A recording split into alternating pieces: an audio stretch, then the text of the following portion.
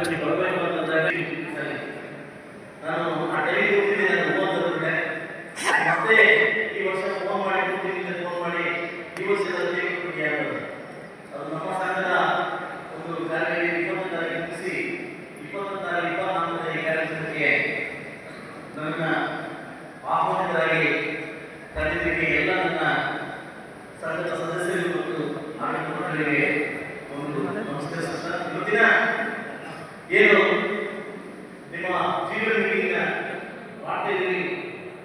ನಾನು ಸುಮಾರು ಒಂದು 17 ಜೀವನ ಮೀಟಿಂಗ್ 17 ವರ್ಷದಿಂದ ಅಟೆಂಡ್ ಆಗಿದ್ದೀನಿ. ನನಗೇನೋ ಇವತ್ತು ಹೊಸದಾಗಿ ಜೀವನ ಮೀಟಿಂಗ್ ಮಾಡ್ತಾರೆ ಅನಿಸ್ತದೆ. ಹೊಸದಾಗಿ ಯಾಕೆಂದ್ರೆ ಸಂಘದ ಸದಸ್ಯರಿಗೆ ಒಂದು ಷೇರುದಾರರಿಗೆ 15 ದಿವಸಗಳ ಮುಂಚೆ ಅಂಚೆ ಮೂಲಕ ಪತ್ರವನ್ನು ಕಳಿಸಿ ಚರ್ಚೆಗೆ ಬರತಕ್ಕಂಥ ಅವಕಾಶವನ್ನ ಪತ್ರದ ಮೂಲಕ 7 ದಿವಸಗಳ ಉತ್ತರವನ್ನು ನೀಡಿಕೊಡ್ತಕ್ಕಂಥದ್ದು ಕಾನೂನಿದೆ. ಯಾವುದೇ ಮುಕ್ತ ಚರ್ಚೆಯಿಂದ 7 ದಿವಸಗಳ ಮುಂಚೆ ಸಂಘ ಕಳಿಸಿ ಆ ಉತ್ತರವನ್ನು ಪಡೆದು ಅದನ್ನ ಸಂಘದಲ್ಲಿ ಇಟ್ಟು ಅದರ ಚರ್ಚೆಗೆ ಬರತಕ್ಕಂಥ ಅವಕಾಶವನ್ನ ನೀವು ಅವರಿಗೆ ಇವತ್ತು ನನಗೆ ಜೋರಾದಲ್ಲಿ ಜೀವನದಲ್ಲಿ ಎದುರಿಸ್ತದೆ ಈ ಸಂಘದಲ್ಲಿ ನಾವು ವ್ಯಾಪಾರ ಮಾಡಬೇಕು ಕಾಣಿಸ್ತದೆ. ನಾನು ಕೇಳಿದೆ ಇದು ನೀವು ಮಾತಾಡೋದು ಚರ್ಚೆಗೆ ಅವಕಾಶ ಮಾಡಿಕೊಡುತ್ತೆ, ಎಲ್ಲರೂ ಚರ್ಚೆಗೆ ಅವಕಾಶ ಮಾಡಿಕೊಡು.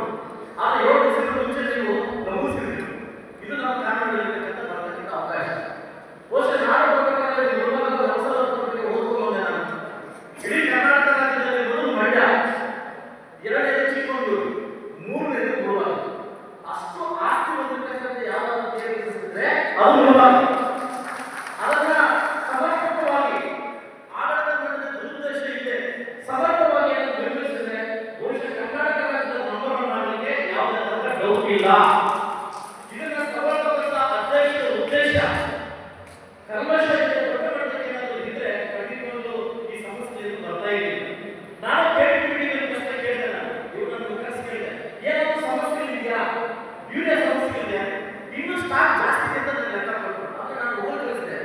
ಈ ನಮ್ಮ ಸಂಘದ ಅಧ್ಯಕ್ಷರು ಹೊಂದಿದ್ದಾರೆ, ದೊಡ್ಡ ಮಟ್ಟಕ್ಕೆ ತಗೊಂಡು ಹೋಗ್ತಿದ್ದಾರೆ. ಇದಕ್ಕಿಂತ ಮುಂಚೆ ಕೂಡ ನಾವು ನೋಡಿದ್ರೆ ಸೂಪರ್ ಮಟ್ಟಕ್ಕೆ ಬಂದಿತ್ತು, ಒಳ್ಳೆ ಮಟ್ಟಕ್ಕೆ ತಗೊಂಡು ಹೋಗ್ತಿದ್ದಾರೆ. ಇದು ಮುಂದೆ ತಗೊಂಡು ಹೋಗಬೇಕು ಅಂತ ಬಯಸಿದ್ದೇನೆ.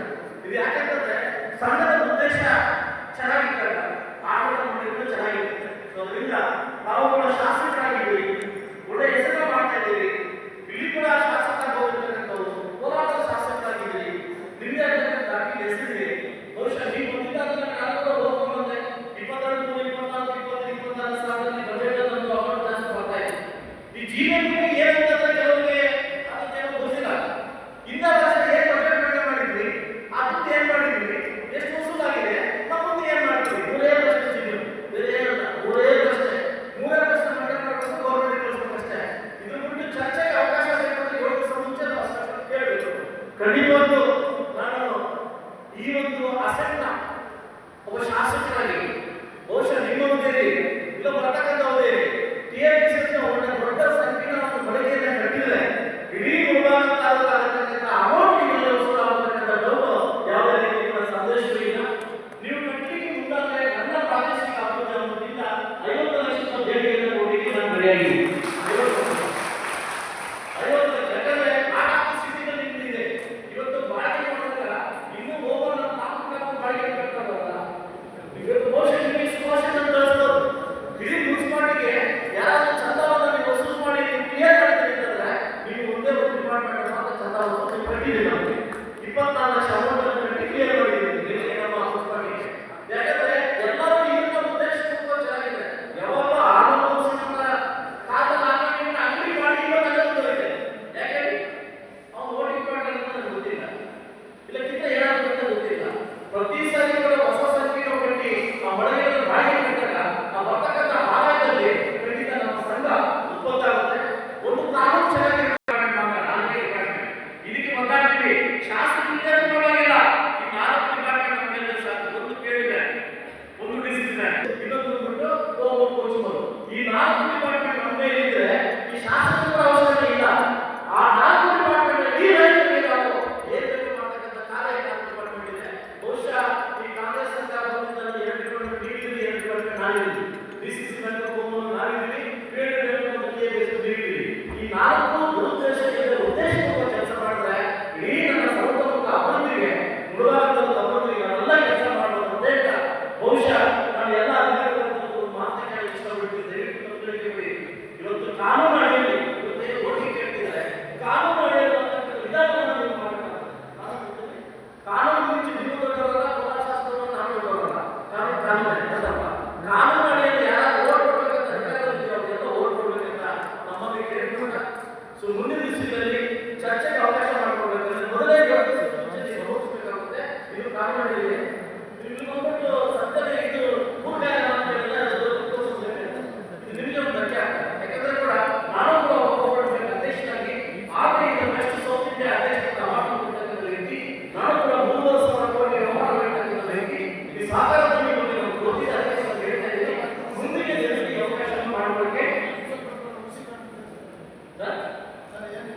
ಎಲ್ಲ ದುಡಿದ್ರು ಒಟ್ಟು ದುಡಿದಿರ್ಬೇಕು.